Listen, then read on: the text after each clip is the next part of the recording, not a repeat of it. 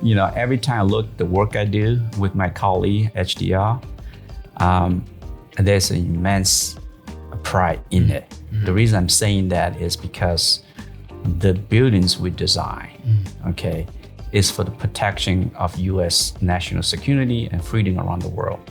That's a higher calling, in my opinion. Mm-hmm. Hello and welcome back to Work Inspired. I'm your host, George Lucas Pfeiffer, and on today's episode, you are going to hear an incredible story. It's an immigration story. It's a story about success, about kindness and paying it forward. Today, we're going to hear the personal and professional story of JJ Tang, who is the Vice President and Director of Federal Facilities at HDR. JJ is an incredibly accomplished architect, and I know you're going to learn a lot from what he has to share. So let's get started. Work Inspired starts now.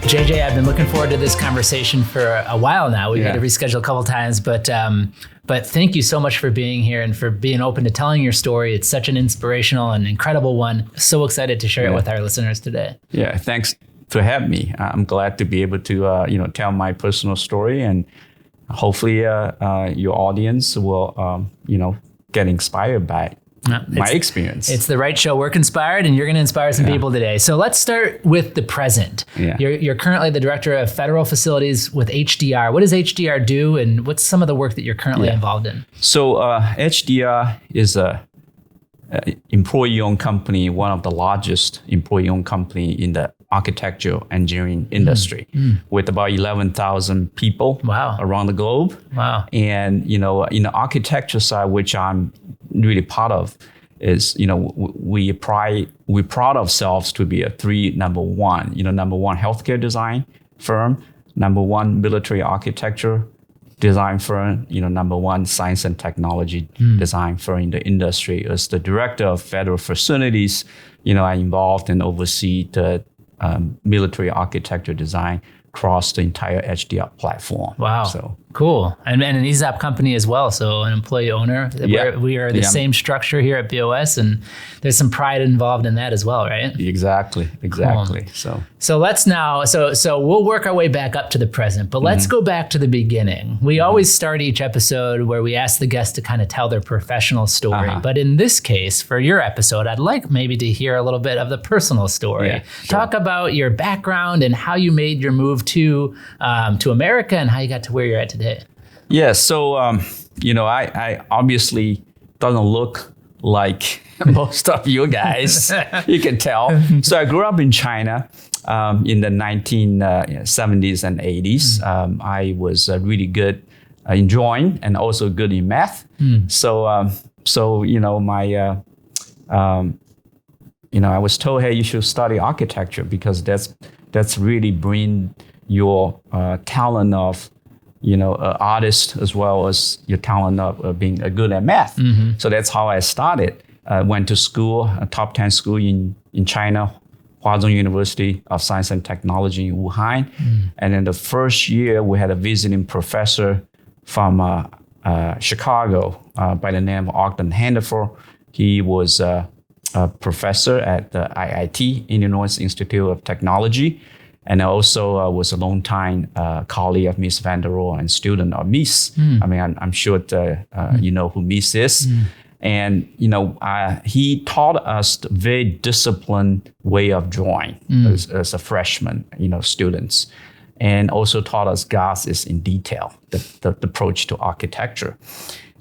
When he left, he taught us one semester. When he left, he took one drawing with him. And that was my drawing. And 3 months later, I received a postcard from him. He said, hey, JJ, I pinned up your drawings in Crown Hall.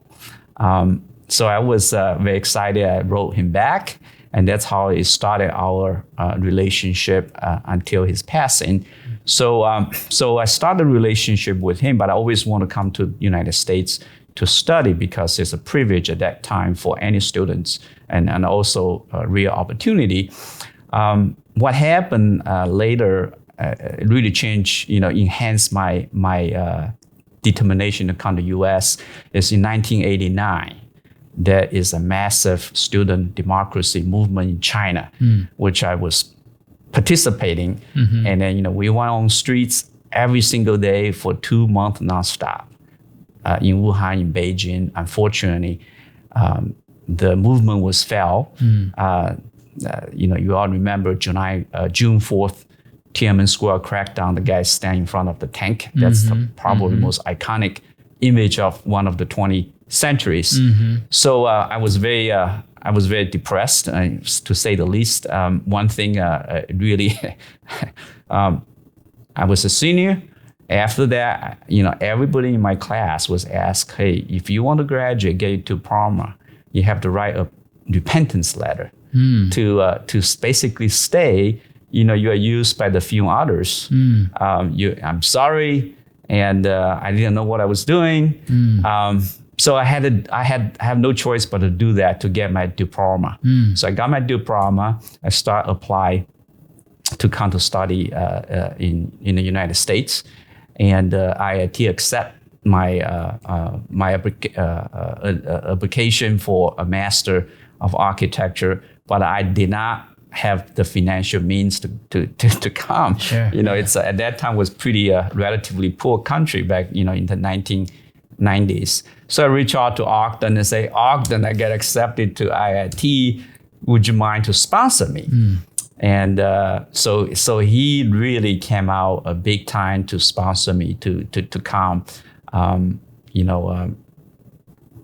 was denied visa a couple of times because I just don't have the financial means. He sponsored me, and then he also asked his friend, the congressman by the name of Cindy Yates. So I think he had been a long time congressman. If you go to a few museums, you see his hall name after him. Have him wrote a letter to the U.S. ambassador. Wow. In China, say, hey, you really need to look at this kid's application. So I went to it took me 7 times to get my visa. The last time I went in Guangzhou, the U.S. embassy consular to get my visa, the guy looked at me.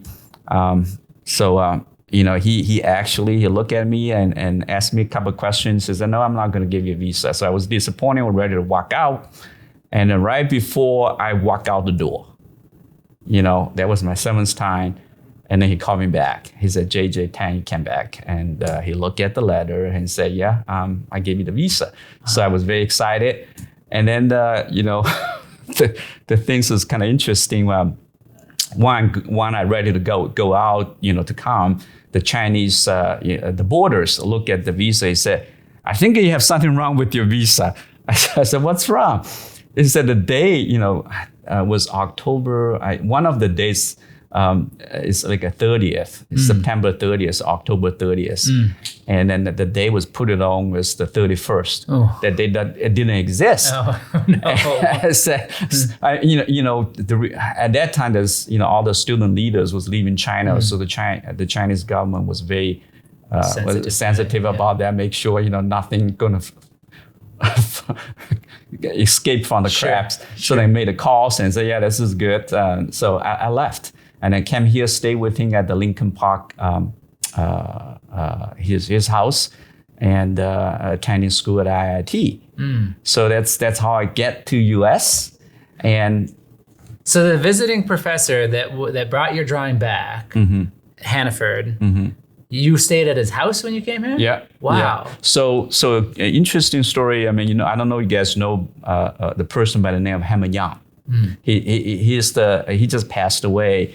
Hammer Yang designed the James Thompson Center in the city of Chicago, the State of Illinois Center, and also designed United Airlines. Oh, wow. But when he came from Germany, study at IIT, he stayed at his house. Really? Yeah, and that's why in his garden quarter in the basement.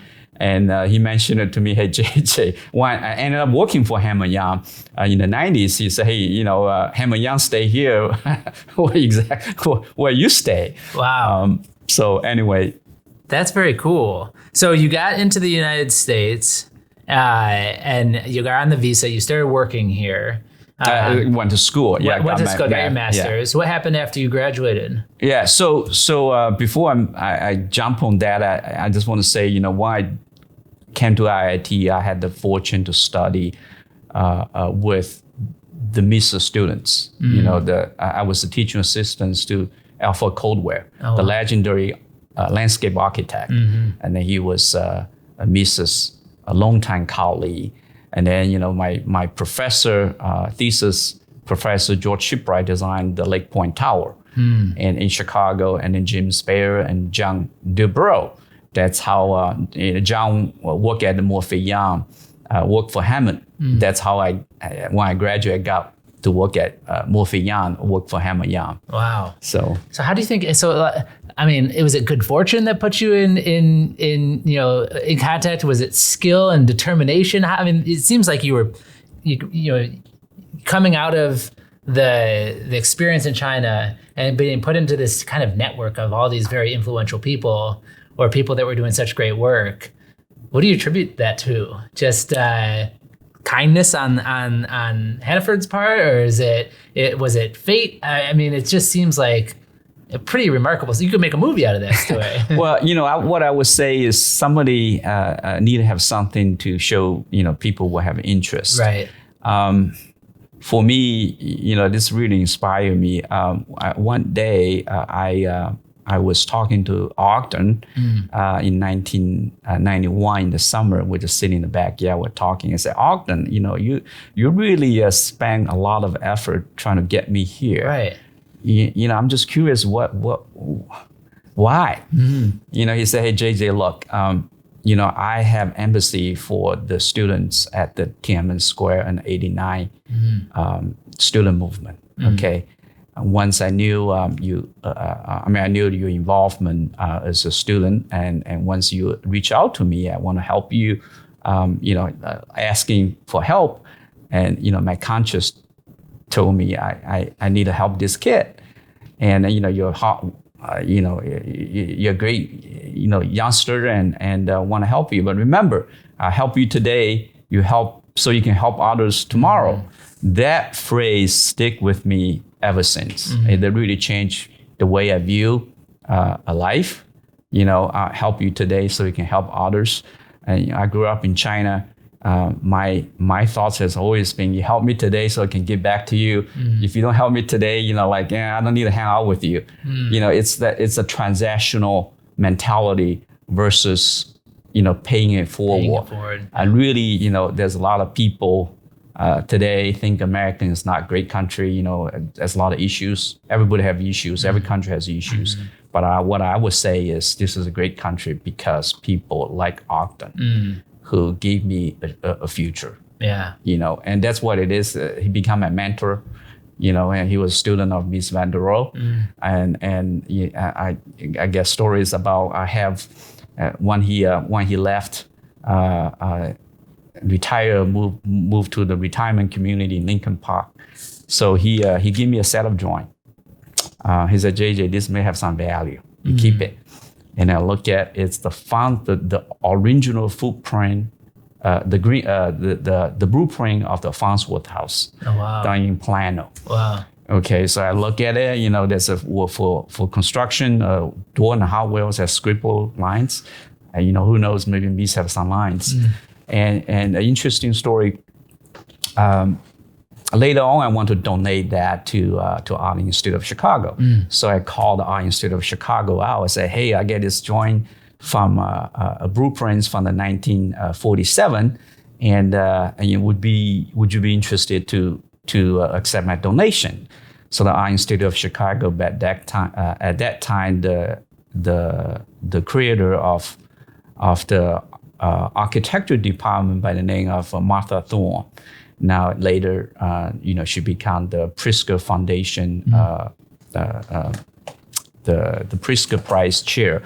So she came to my house during the winter blizzard to take a look at the joint.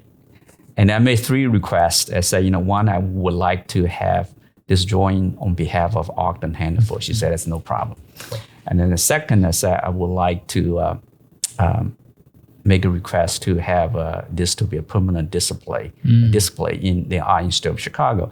And then she said, that's something we couldn't do. I'm telling you why, because the joint is a blueprint will fade. So I have to preserve, and I can take it out periodically. And then the third one regarding tax deductible and the value, he said, it's an institution who couldn't give you the value. You have to, go somewhere else to find it. So I decided, I thought about it. I decided to keep it. And then she said, if you want to keep it, just leave it in the tube. Don't do anything until you figure out what you're going to do with. So I still have that in my house. Wow. So that's pretty cool. Yeah. So studying at IIT with some pretty incredible mentors and influential people, how did you then transition from school to the architectural career? Did you stay in Chicago after that? Yeah. So, I graduated in 1993, and I ended up, John Dubrow, who was working at Murphy Young. He really liked what I have done, and when Hammer's office has an opening, so he called me up and he said, "Hey, would you like to join us?" And obviously, Murphy Young at that time was very a known architecture firm in Chicago, and in fact, in the entire architecture community around the award. So I said, "Sure, why? I'm excited." So I joined Hammer's office.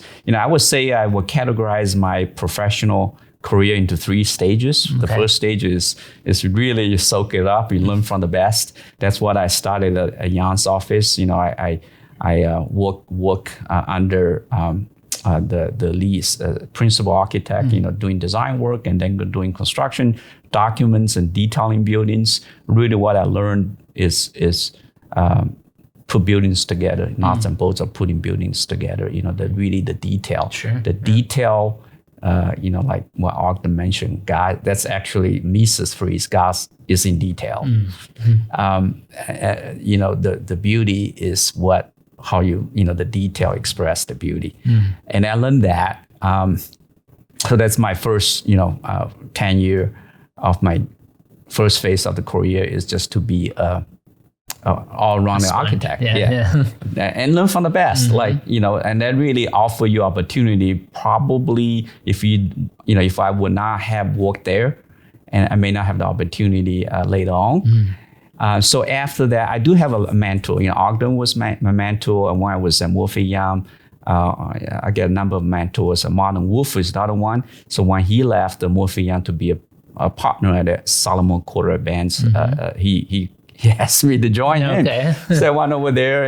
I stayed there for a couple of years, and we have lunch once a month, and asking things, advices from him. So one day I thought about it. Once you know how to put buildings together, you get a decision to make. Do you want to be a technical architect, or do you want to be a designer? And I talked to Martin and said, Martin, hey, look, I don't want to be technical architect to detail your design. I think I want to do on my own design. And asking, what's your thoughts? And he said, hey, JJ, you should move on. He's trying to make me stay, but he said, you should move on. That's the best. So I ended up work for Lester B. Nyers, the lead designer in Chicago. And that's how I get involved. I call it the second phase. It's you start trying to find your niche. Right. And the niche I found, frankly speaking, back then, I would have never thought that would be my niche. It's kind of like you don't know what future holds, but you want to take every opportunity presented to yourself and do the best. So when I joined Lester B. Nye and later on called N.W. Zander, we have a chance to design a competition at the Great Lakes Naval Station. Great Lakes Naval Station in 1996 started, became the only U.S. Navy recruit training.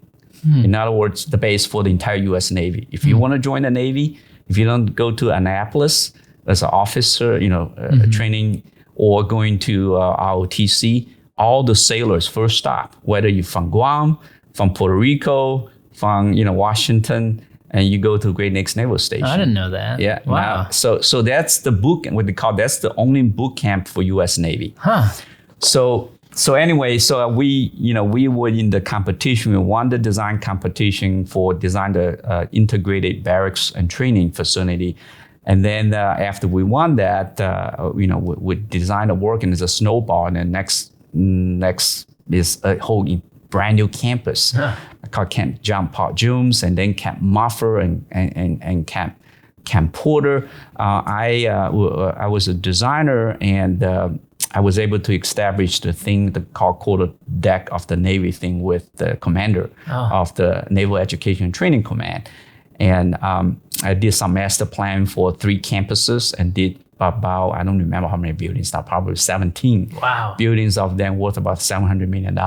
So when the job was finished, I got the commendation letter, and then a plaque from the 2-star admiral, the commander of U.S. Naval Education and Training by the name of Gary Jones.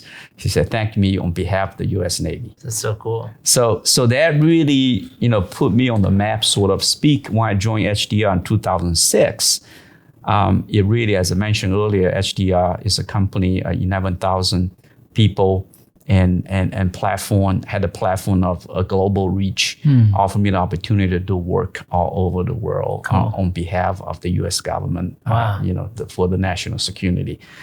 That really, one job I did, I want to mention, is the U.S. Strategic Command Headquarters. I was a co-designer on that job. Is $1.2 billion investment. At the Alpha Air Force Base, that the U.S. STRATCOM is one of the 11 DoD, Department of Defense Joint Forces Command. One of the mission is the nuclear deterrence. So that's really considered a national asset. Right. So after that, really, I start to gradually, with all the other work I have been doing, start gradually be viewed as an industry leader. Right. But what I would say is a lot of people stop there.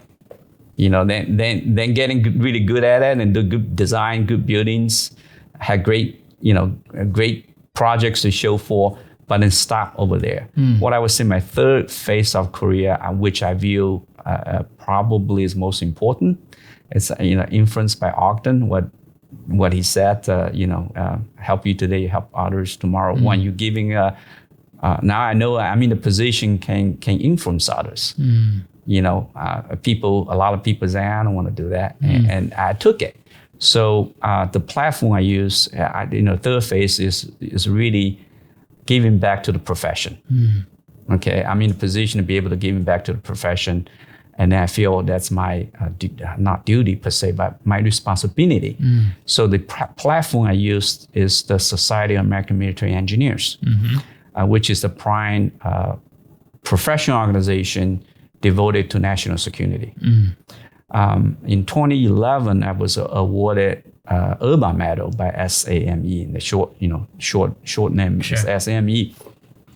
The medal was for awarded one individual for notable contribution in the field of architecture nationwide for the SME member.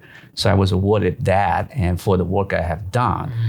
And I said I really want to do something about it with that. I know SME is a predominantly engineering organization. We have a lot of architects, but nobody's promoting architecture.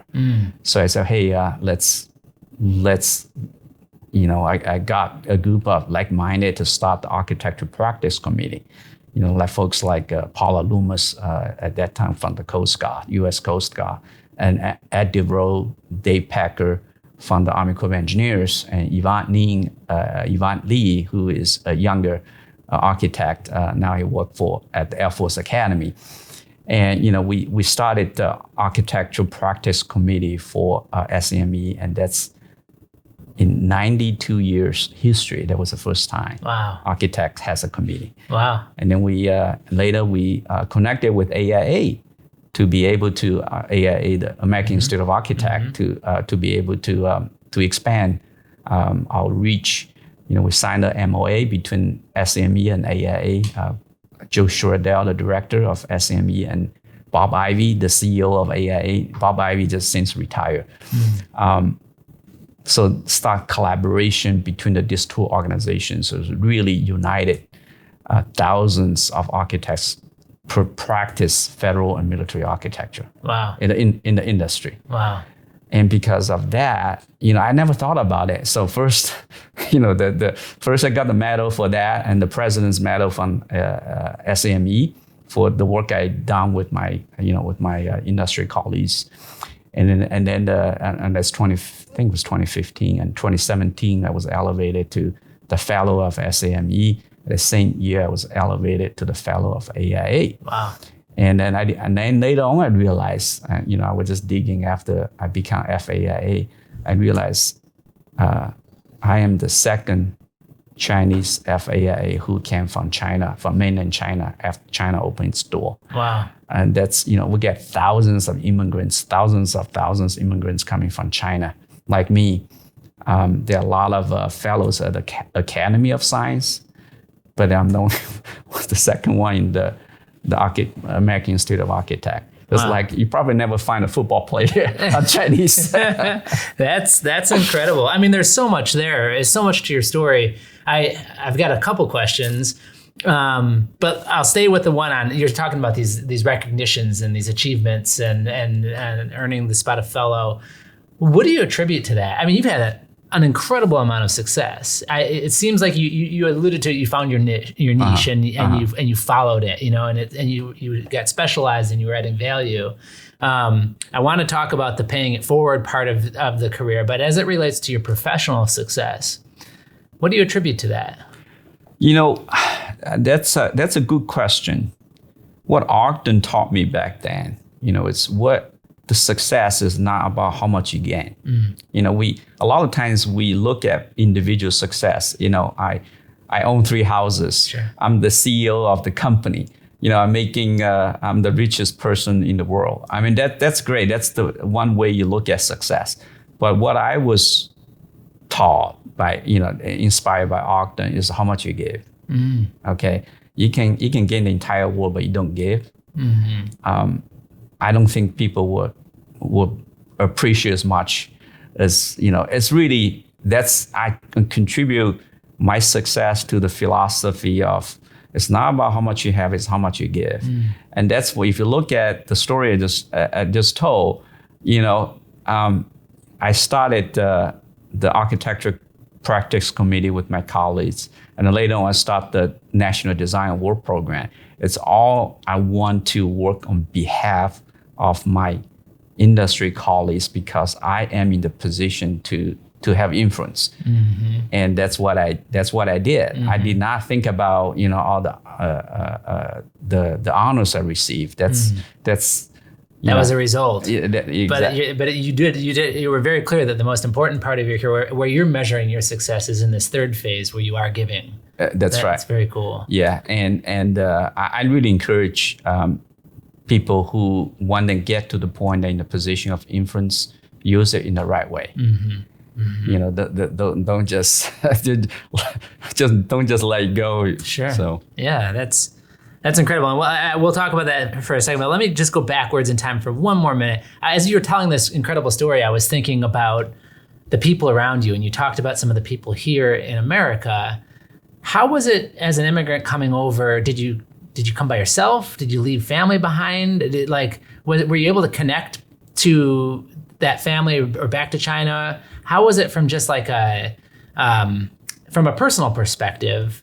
How did you kind of keep ties back home or develop them here? Was there a community aspect to that? Yeah, I came by myself, and then I married my wife in 1990.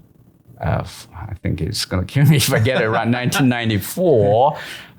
She grew up in West Chicago. Oh, cool. And and after I came, my sister came. Okay. And then my brother and my sister had the kid by the name of Keyline. That's another story I want to share with you about immigrants.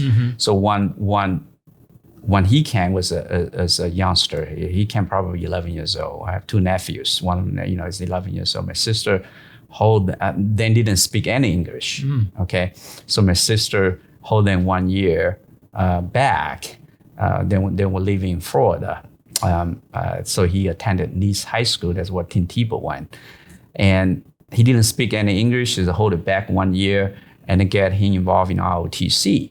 So, a couple of years later, and then he graduated top 3% from Nice High School and ROTC, and then he went to Naval Academy. Wow. And then he graduated top 10% for Naval Academy. And he also was representing Naval Academy as in the MCAA for rifle shooting. Wow. And then he graduated and went to Naval grad school, down in Monterey and become a submariner. But, my personal story, all my families are here now. My mom, my dad passed away. My mom, my sister, my brother, and my 2 nephews, they are here now. What I'm saying is, look back, the immigration story it's once you have somebody give you, I'm talking about equity. Equity is you giving somebody what he or she need. So that individual have a fair chance for success. If I didn't get it from handfuls, and I'm not going to have the success I have today, or probably, I won't be sitting here telling my story just because I'm just so, I'm in the ditch, right. trying to get up. So people give me help. Yes. And then I turn around, help my family, and then we're able to,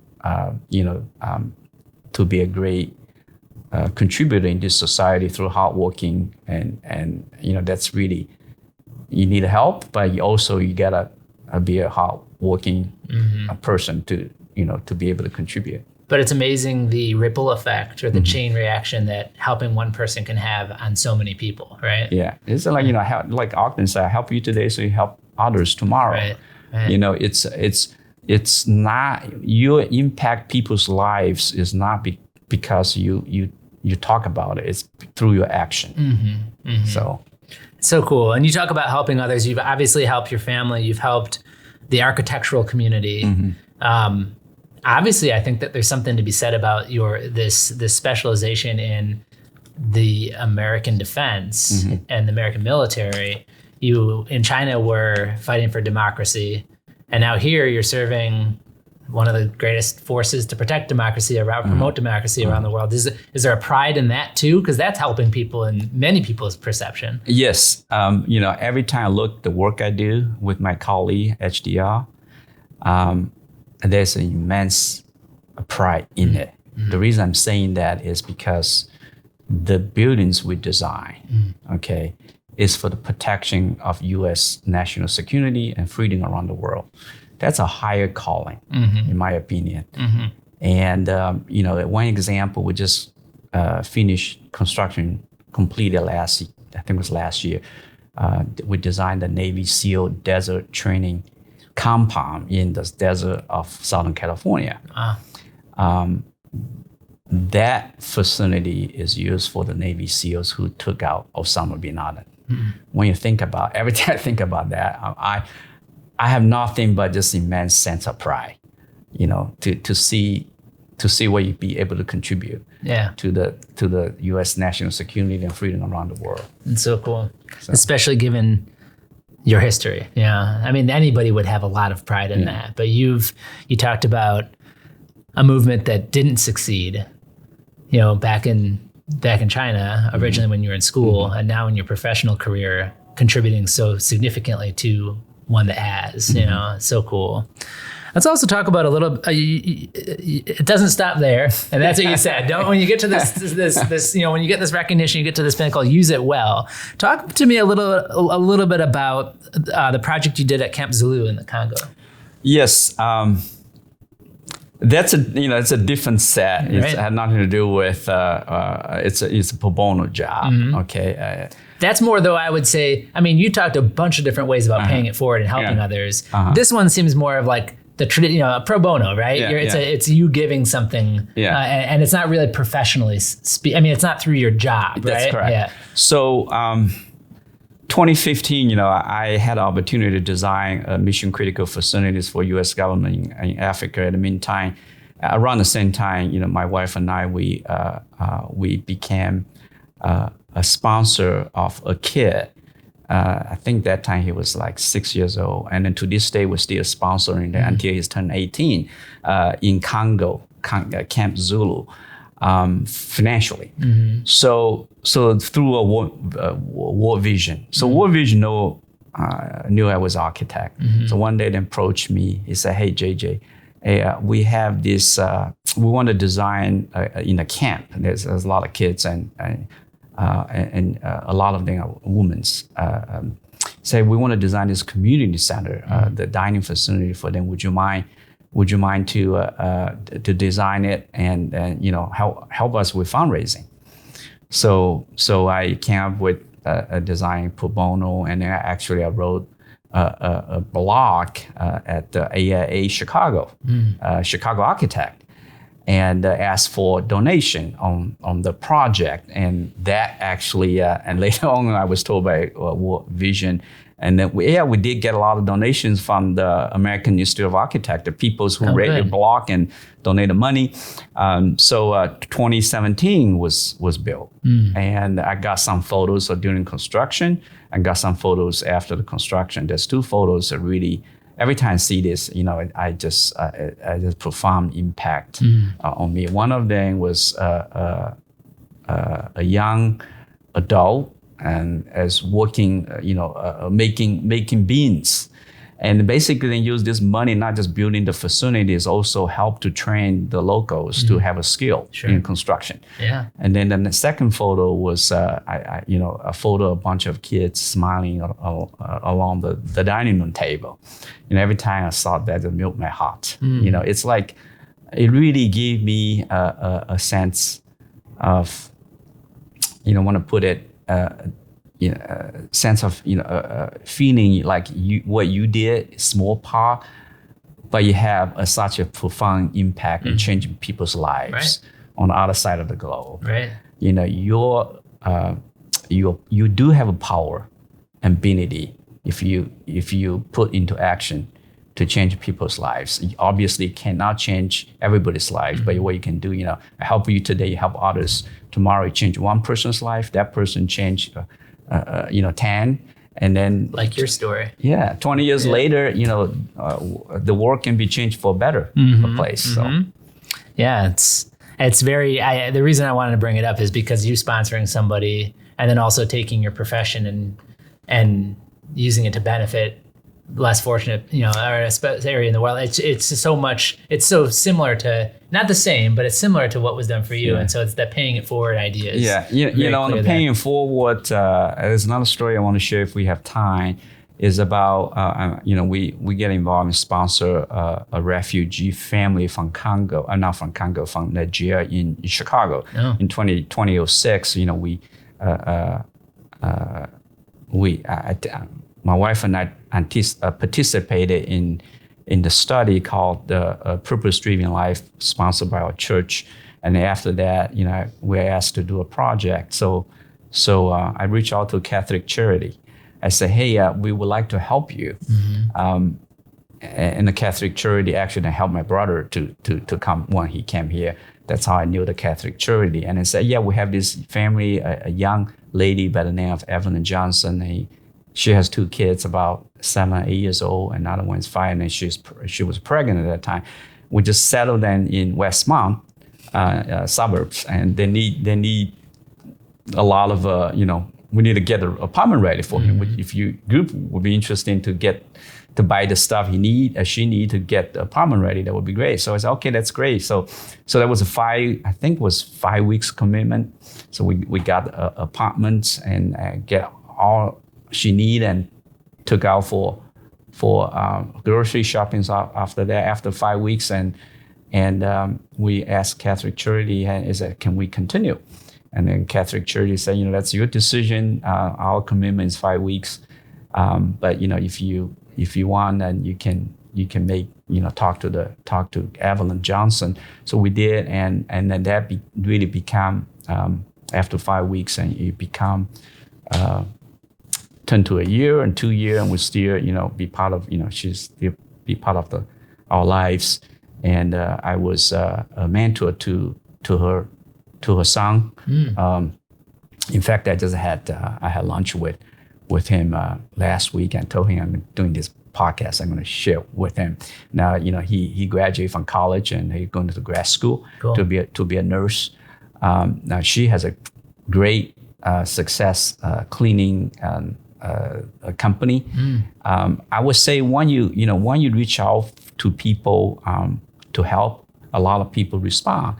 Another story about helping Evelyn Johnson. We put out. She's learning to drive now. She need a car, so we put it out a notice at our church. Say, hey, we're looking for a donation of the car. One of my church member, she was a secretary to the CEO of the Molex. Oh, really? Next thing you know, the guy say, okay, I don't need to use this BMW, so why don't you take it? So here you go, Evelyn driving BMW, learning how to get her license in a BMW. That's so cool. It's like, I'm just saying there's always good people around you. And that's. That's wonderful. And I also love how these stories of paying it forward are on so many different levels. You're talking about an industry in architecture. You're talking about freedom in as far as the work that you're doing, and the spaces that you're creating. And now you're talking about on an individual level, helping a family. So this macro and this micro ways of giving back. And the impact that it makes is very clear. So thank you for all that work. That's very inspirational.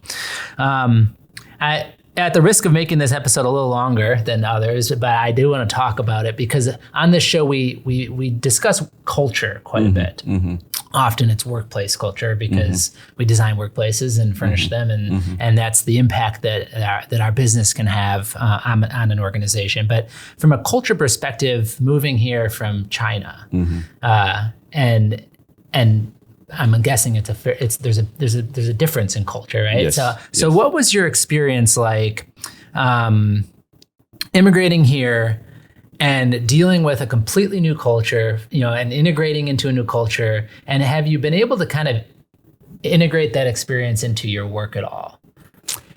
Yes. When I can, I experienced culture shock. Okay. Yeah, that's no question about it. I mean, there's a lot of things I didn't know. I mean, to this day, certain things I still, got to watch out because it's just culture difference. But what I learned is I need to adjust. And then, from folks who helped me along the way, a lot of people took me in different stages and really gave me opportunity to realize American is a melting pot. When you have a diverse group of people you interact with, and then your view of as a culture, it's inclusive. Yes, and it's also caring because people care about me. That's why influence me. So I think. The workplace culture, I would say if you ask me, I think the word caring is, I would say that's probably the most important element of the cultural piece. HDR is, we value diversity, we value inclusion, but we also, as a result of that, we care about people. I want to give you one example. I just came back from our Federal Business Group meeting last week in Charlotte. We have about 20 people. Okay, one individual colleague by the name of Kurt, he's ready to retire. Another colleague, Angela, is turning 50 years old. And so at the dinner, we gave Kurt, as a group, we gave Kurt sign off a retirement party, and then gave Angela a surprise birthday party. Typically, I'm not sure you do that in the business setting, but we did, and it moved Kurt to tears. And then he said, "Look, I'm going to miss you guys. I'm going to miss working for HDR because of the people." We are in the people business. You know, what you do, what I do, you know, we're professional services. We serve people. Yeah. You care about your work. You care about your colleagues. You care about your client. And once you care, you bring the best of everybody. Yeah.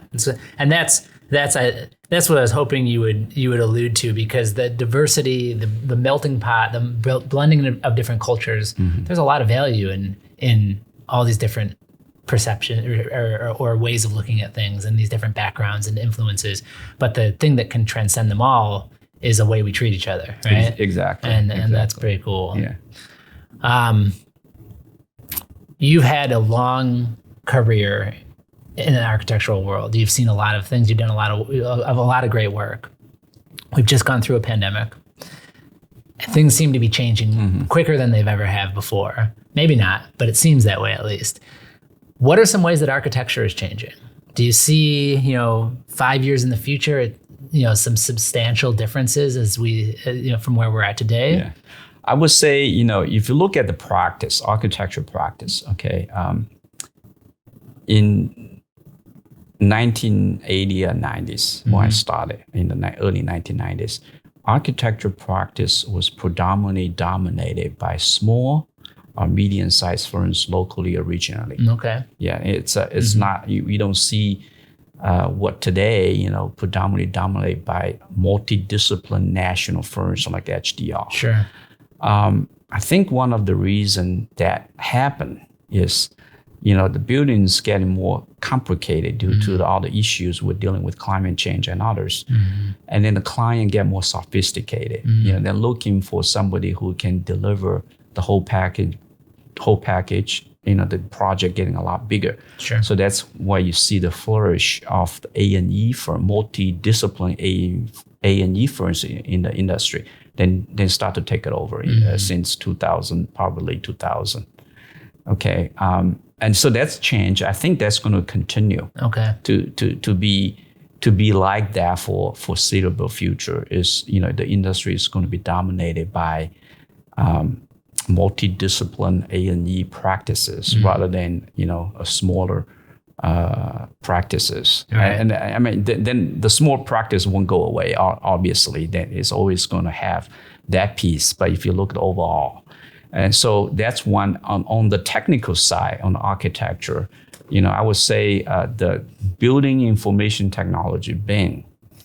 It started back in 2000, late 2000. People started using BIM. Joint design in 3D. But what I think is going to moving forward, it's going to have continue to evolving is to not just drawing stuff in 3D. It's the stuff you draw, like the drywall, the door, is going to have the intelligence of the data embedded in it. So when you click on the door, you know exactly how much it costs, what kind of door is, the furniture is from who. Sure. It will, it benefit the designer, benefit the constructor, and benefit the owner. It's a one, streamline. I think that it's ultimately in the next 10 years, you're going to see the product of design, which really ended up with a product which the owner can use to maintain the building in the next 50 years or 100 years. Cool. So. Yeah, that's awesome. We talked a lot about mentorship in this conversation. I think you've already given a substantial amount of advice as it relates to what others can do to achieve success, or ways they can view it and ways of treating others. But let's say you're retiring tomorrow. What's some words of wisdom you would leave to someone you were mentoring? Yeah. I would say just reflect how I get to be where I am right now. I would say there's two things that's important. One is you gotta find a good mentor. Okay. Nobody got to where he is by himself. You need to have somebody to show you the rope and how to navigate. The guy has been there before. To be my surprise, it'd be initiative to actively seeking mentorship. Would be to your surprise how many people willing to offer that. So, I have a mentor during different stages of my career. Ogden Hannaford when I came, when I was at Morphy Young, Martin Wolf, and then I'm at HDR. I also, have mentor. I consider my daughter as example as my mentor. And then on the SCME side, our previous director, Bob Wolf, was an example.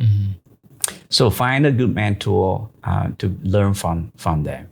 And I would say, people ask me, a younger professional ask me, I would say, hey, look, when you get to a certain level, it's not about competency or your technical skill. It's about whether you have the opportunity. The mentor you have may give you the opportunity, otherwise you may not have.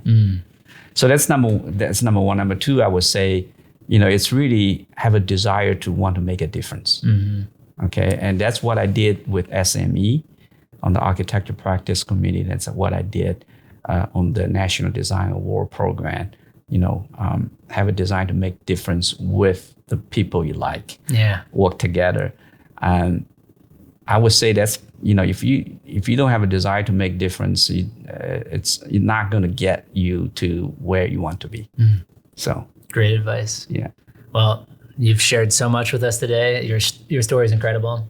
Can't thank you enough for coming in and telling it to our listeners, and excited to see where this current chapter, this phase 3, where you continue to make an impact. Following you is going to be fun. So thanks for being here, JJ. Thank you to have me. I appreciate the time you spent with me. Excellent. Thanks for listening. If you enjoyed this conversation, please take a moment to rate our show. If you haven't already, be sure to subscribe to the Work Inspired podcast so that you don't miss any of the incredible guests we have planned for upcoming episodes. We'll continue to find the best and brightest minds in business so that you can learn, grow, and succeed, and so that we can all work inspired.